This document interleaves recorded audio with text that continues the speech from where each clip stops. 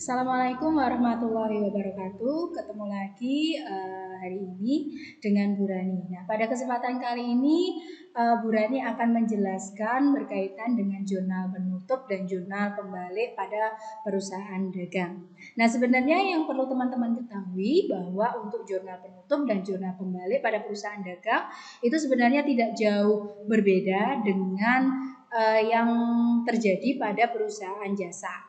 Nah, langsung saja kita masuk kepada materi yang pertama, itu adalah yang terkait dengan jurnal penutup perusahaan dagang.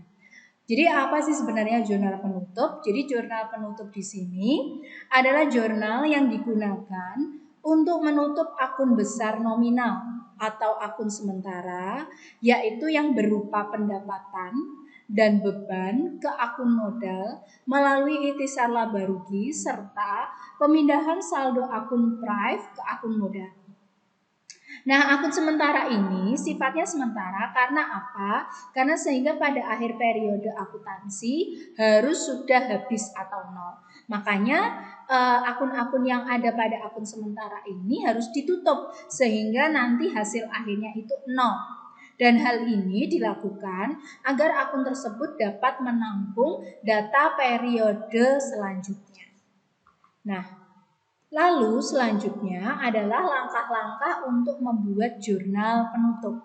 Di dalam membuat jurnal penutup yang tadi sudah disampaikan bahwa di dalam jurnal penutup ini yang ditutup adalah akun-akun yang bersifat sementara yang harus dienolkan. Nah, sehingga langkah-langkah yang perlu dilakukan di dalam membuat jurnal penutup, yang pertama adalah seluruh unsur penghasilan ditutup, yaitu dalam hal ini harus menunjukkan saldo nol dengan cara dimasukkan ke sisi debit dan akun ikhtisar laba rugi di sisi kredit. Jadi yang seperti teman-teman sudah ketahui bahwa terkait saldo normal penghasilan atau pendapatan itu adalah saldo normalnya di kredit.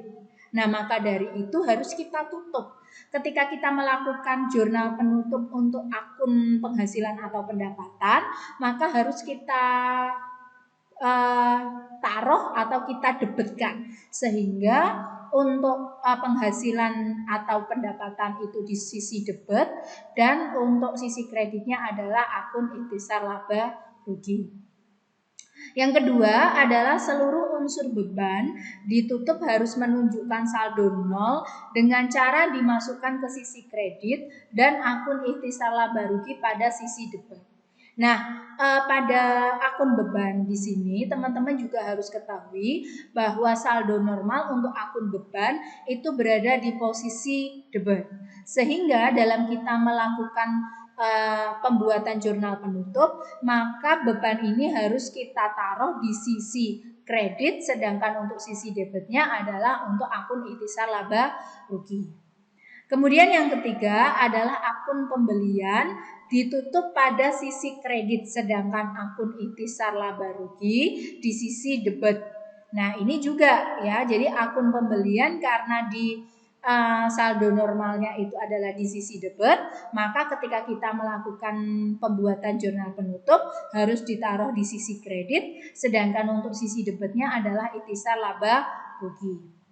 Yang keempat adalah selisih yang diperoleh dari ikhtisar laba rugi dipindahkan ke akun modal. Artinya dalam hal ini ketika ada selisih ya, maka yang terkait dengan laba atau rugi maka harus dipindahkan ke modal.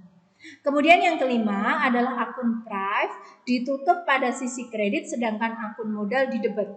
Nah, jadi untuk prive sendiri itu saldo normalnya di sisi debit, maka harus ketika kita membuat jurnal penutup harus kita taruh di sisi kredit, sedangkan untuk sisi debitnya kita masukkan ke modal. Kenapa kita masukkan modal? Karena prive dalam hal ini itu sudah kita kurangi dari modal, seperti itu. Kemudian yang keenam, setelah seluruh akun disusun dengan benar sesuai jumlahnya, selanjutnya adalah melakukan posting ke buku besar atas jurnal yang telah ditutup, dan selanjutnya adalah membuat neraca saldo setelah penutupan. Sehingga nanti pada pada neraca saldo, akun-akun yang sudah ditutup ini tidak akan muncul lagi. Karena apa? Karena saldonya sudah menjadi 0.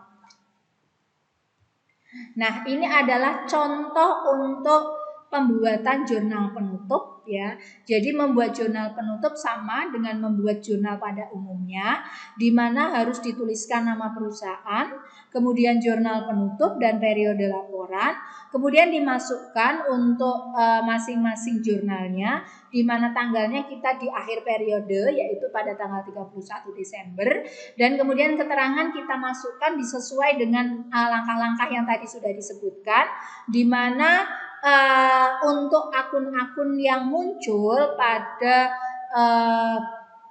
akun nominal yang muncul pada sisi dalam hal ini adalah sisi kredit, contoh penjualan, retur penjualan, potongan pembelian, pendapatan sewa, itu maka kita tutup dengan kita taruh pada sebelah debit, sedangkan kreditnya adalah untuk ikhtisar laba rugi.